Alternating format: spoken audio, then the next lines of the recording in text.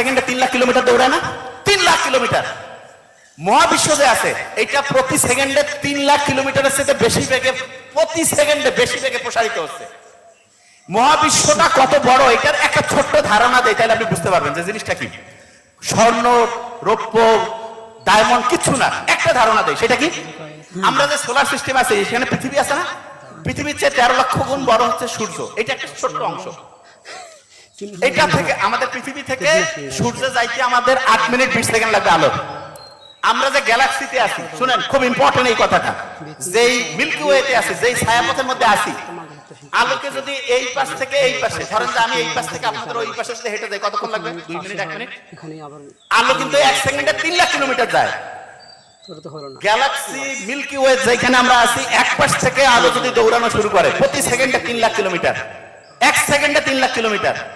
এইটার 1 মিনিট, এটার 1 বছর, 1 বছর যেটা হয় সেটা হচ্ছে 1 লাইট ইয়ার।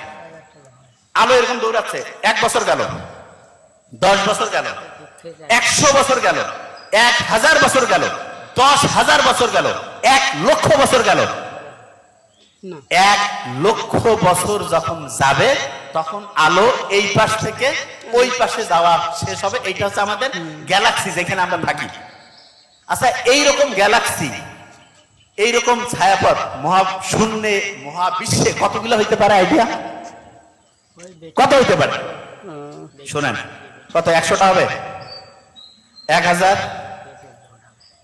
1 লাখ, 10 লাখ, 1 কোটি, 10 কোটি, 100 কোটি, 1000 কোটি, 10,000 কোটি, 1 লক্ষ কোটি।